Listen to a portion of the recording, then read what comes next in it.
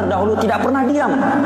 Bahkan di antara mereka dipenjara gara-gara membicarakan masalah bahayanya bid'ah. Karena itu bentuk kasih sayang kepada umat. Karena Nabi menyebutkan salah satu dari orang yang tidak boleh masuk dalam telaga beliau adalah para pelaku bid'ah. Membuat agama baru, memperbarui dari agamanya Nabi. Jangan ribut, jangan ikut-ikutan sama orang yang suka meributkan. Kullu bid'atin adalah, semua bid'ah adalah dolalah. Jelas kenapa? Semua bid'ah adalah sesat. Coba yang dimaksud bid'ah itu apa sih? Yang dimaksud bid'ah oleh Rasul itu apa? Ada dalam bab usul fikih ada tahqiqul manat sama tangkihul manat. Yang dimaksud bid'ah itu apa sih yang diinginkan Nabi? Siapa yang tahu keinginan Nabi? Apa yang dimaksud bid'ah itu? Apakah semua yang baru? Itu bid'ah menurut bahasa. Kita perlu bid'ah menurut syar'i itu apa sih? Maka para ulama selalu membuat sebuah definisi. Definisi itu bid'ah apa? Bid'ah itu bukan semua yang tidak pernah dilakukan Nabi itu adalah bid'ah syariah, bukan. Jadi ada definisi, maka ulama paham, cerdas membuat definisi bid'ah. Jadi kalau bid'ah lughawiyah itu terbagi 5. Bid'ah menurut bahasa, sesuatu yang baru, ini ada hukumnya yang wajib, ada hukumnya yang sunnah, ada hukumnya yang makruh, ada hukumnya yang haram, ada hukumnya yang mubah. Bid'ah lughawiyah, bid'ah menurut bahasa, hal yang baru. Tapi kalau bid'ah syariah, bid'ah menurut syariat, kullu dolalah, semuanya adalah sesat. Lah bid'ah syari'i itu gimana? Ada definisinya. Maka yang berani mengatakan ini bid'ah, tahlilan bid'ah, tawasul bid'ah, tanyakan definisi bid'ah menurut ente apa? Paling saya ngomong, semua yang tidak pernah dilakukan Nabi Muhammad adalah bid'ah. Jangan enak. Ente naik mobil. Lah itu kan yang dimaksud urusan agama, bukan urusan dunia. Mana Nabi ngomong dunia? Coba Nabi ngomong urusan akhirat, Pak. Kan kullu bid'atin, tidak kullu bid'atin fid dunya atau fil akhirat, tidak ada. Dari mana itu bedakan antara dunia dan akhirat? Perlu definisi. Di sini ada belasan definisi. Dan definisi yang ada bukan definisi yang sering diumbar oleh orang yang pengen membid'ahkan orang lain dengan kalimat yang sederhana. Semua yang tidak pernah dilakukan Nabi adalah bid'ah. Nggak pernah. Itu bukan definisi. Itu reka-reka. Makanya di dalam menjelaskan sesuatu perlu kembali kepada takrif. Apa kata ulama tentang bid'ah yang dimaksud oleh Rasulullah? Saya tidak ngerti. Tapi saya tanya ke ulama, ulama apa kata mereka? Ulama menjelaskan, jadi yang dimaksud bid'ah, yang dikatakan dolalah itu adalah bid'ah ini. Kalau bid'ah menurut bahasa jelas. Ibnu Hajar al-Asqalani mengatakan ada bid'ah yang sunnah. Sesuatu yang baru, lihat pengumpulan mushaf Sayyidina Utsman zaman Sayyidina Utsman bin Affan. Pembuatan kantor pada zaman Sayyidina Umar bin Khattab. Apalagi? Tarawih Sayyidina Umar adalah secara bahasa adalah bid'ah. Nikmatil bid'atu hadhihi, sampai Sayyidina Umar mengatakan sebaik bid'ah adalah ini, sebaik-baik bid'ah. Loh, kok ada sebaik-baik bid'ah? Sebaik-baik bid'ah. Loh, Sayyidina Umar kok ngomong ada bid'ah yang baik, ini bagaimana? Apakah Sayyidina Umar tidak pintar lagi? Ini kan kurang ajar. Karena terbatasnya dia dalam memahami, dipikir nggak bisa dibedakan antara bid'ah menurut bahasa dan bid'ah. Sayyidina Umar nikmatil bid'atu, bid'ah secara bahasa, sesuatu hal yang baru yang menarik, ya ini loh, bukan bid'ah syariah. Kalau bid'ah syariah kulluha dhalalah, bid'ah dalam syariat adalah dhalalah semuanya. Lalu bagaimana bid'ah syariah itu? Ulama berbeda pendapat dalam definisi, tapi mirip-mirip semuanya. Di antaranya adalah misalnya thariqatun fid dini, salah satu. Kasih 2 definisi, harus punya. Thariqatun fid dini, cara beragama, bukan cara bercocok tanam, bukan ya.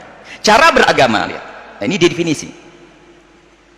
Thariqatun fid dini mukhtara'atun, yang dibuat-buat. Cara beragama yang dibuat-buat. Tudhahi syariat, yang menandingi sesuatu yang ada di dalam syariat. Yuqsadu bisuluki 'alaiha, dengan maksud melakukan itu semua. Al-mubalaghatu fi ta'abbudi, berlebihan dalam beragama. Contoh, subuh, salat subuh, pagi-pagi lagi seger, salat subuh kok cuma 2 rakaat. Saya tambah deh, nambah 2. Nah, membuat sesuatu dalam agama yang menyerupai dalam agama, bentuknya sholat. Tujuannya berlebihan. Apa? Saya kuat, perlu tambah lagi, kalau sholat yang ke-6. Itu bid'ah yang sesat. Tetapi jika ada orang melakukan thariq mukhtara'atun, mengada-ada itu adalah apa? Tidak bisa dikembalikan kepada Al-Quran dan hadis. Tapi kalau bisa dikembalikan kepada Al-Quran dan hadis Nabi, bukan bid'ah lagi, karena bukan mukhtara'atun. Mukhtara'atun itu adalah mengada-ada, dari tidak ada diadakan. Tapi kalau bisa dikembalikan, kalau dikembalikan kepada Nabi bisa. Contoh zikir bareng dan tidak bareng. Oh, ini bid'ah. Oh, kok ada zikir bid'ah? Masih bisa guna? No, Nabi nyuruh berzikir kok. Dan Nabi tidak membatasi antara bareng-bareng dan sendirian. Kenapa kok zikir jamaah jadi haram sekarang? Tidak pernah dilakukan Nabi. Nabi menyuruh berzikir. Nabi nyuruh membaca salawat. Apakah ada batasan Nabi mengatakan bersolawatlah kau sendiri-sendiri? Ada gitu? Tidak ada. Ulama-ulama kita punya zikir keras bid'ah. Dulu mengeraskan zikir adalah bid'ah dan terang-terangan membuat tulisan. Dia lupa Imam Bukhari rahimahullahu ta'ala, coba dangkalnya mereka menilai bid'ah. Imam Bukhari rahimahullahu ta'ala meriwayatkan dalam Sahih Bukhari bahwasanya inna raf'as sauti, sesungguhnya mengangkat suara bidzikri dalam berzikir, idzan sarafu minal maktubati, kalau mereka selesai melakukan salat, kana fi ahdin Nabi sallallahu alaihi wasallam, ada pada zaman Nabi sallallahu alaihi wasallam. Imam Bukhari. Mau dikatakan bid'ah? Ustaz, perbuatan bid'ah adalah sesuatu yang tidak ada contohnya dari Rasulullah SAW dalam soal ibadah. Kalau soal dunia, tradisi dan sebagainya, apakah boleh? Pertama begini, teman-teman sekalian, tolong lengkapi kalimatnya ya. Tidak setiap yang tidak ada contoh dari Rasul itu disebut bid'ah. Hati-hati. Ya harus tuntas penjelasannya, jangan memberikan celah ya. Ingat, yang disebut bid'ah itu sesuatu yang tidak ada ketentuannya dari Rasul. Ketentuannya ada 4 sifatnya. 1, ada dalilnya, ada contohnya, seperti sholat, jelas ya. Kedua, ada dalilnya, contohnya sementara, seperti kunut. Ya. Yang ketiga, ada dalilnya, cuma contohnya nggak ada. Awas, hati-hati. Jadi tidak setiap yang tidak ada contohnya itu disebut bid'ah. Sepanjang ada dalilnya, walaupun tidak ada contoh, sepanjang Nabi mengisyarat untuk mengerjakan itu boleh. Boleh, karena tidak setiap yang disampaikan Nabi beliau contohkan kalau dalam kondisi tertentu. Ya, misal, saya beri contoh misalnya tahiyatul masjid. Ya, tahiyatul masjid. Tayyib. Nabi selama hidupnya itu tidak pernah tahiyatul masjid. Tidak pakai tidak pernah tahiyatul masjid. Oh, ya. Baik. Kenapa? Karena rumah Nabi di masjid. Jelas ya? Rumah Nabi di masjid. Wa baiti huna, dan rumahku di sini, kata Nabi. Karena itu beliau selalu sholat di dalam rumahnya, begitu iqamat baru keluar jadi imam. Jelas ya? Tapi Nabi katakan pada Sulaik al-Qatafani ketika beliau masuk ke Masjid An-Nabawi ya, dalam keadaan dia bisa sholat terlebih dahulu, kemudian dia langsung duduk. Maka kata Nabi dikatakan, "Idza dakhala ahadukum al-masjid fala yajlis hatta yusalli rak'atain." Kalau Anda masuk ke masjid dalam suasana yang santai, tenang, ingin i'tikaf duduk, maka jangan langsung duduk kecuali salat 2 rakaat terlebih dahulu. Jelas di sini? Nabi sendiri tidak mempraktikkan itu karena kondisinya memang tidak memungkinkan. Jelas ya? Yang kedua yang lebih dahsyat adalah, maaf, Anda zakat pakai apa? Beras, kan?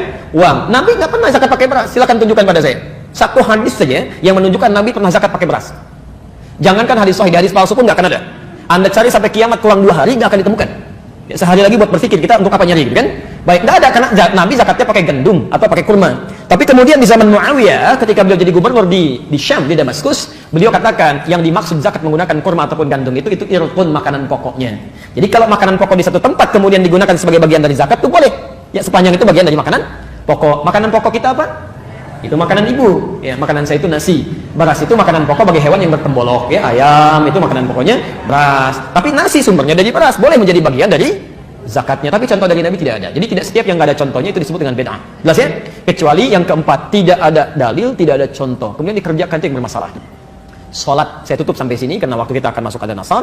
Salat takbir sampai bersedekap. An-Nasai nomor hadis 886 sampai 889. Nabi katakan angkat sejajar dengan bahu, Al-Bukhari 715, angkat sejajar dengan daun telinga, An-Nasai 1101, kemudian langsung letakkan telapak tangan yang kanan di punggung yang kiri, letakkan di dada. Ya, tayyib, bahasanya langsung. Contohnya jelas, dalilnya jelas. Anda melakukan kegiatan misal diangkat tiba-tiba nggak enak kiri dulu, mungkin enaknya kanan dulu, masukkan kanan, angkat tutup begini. Itu yang tidak ada dalilnya, tidak ada contohnya. Jelas ya? Nah, teman-teman sekalian karena sudah masuk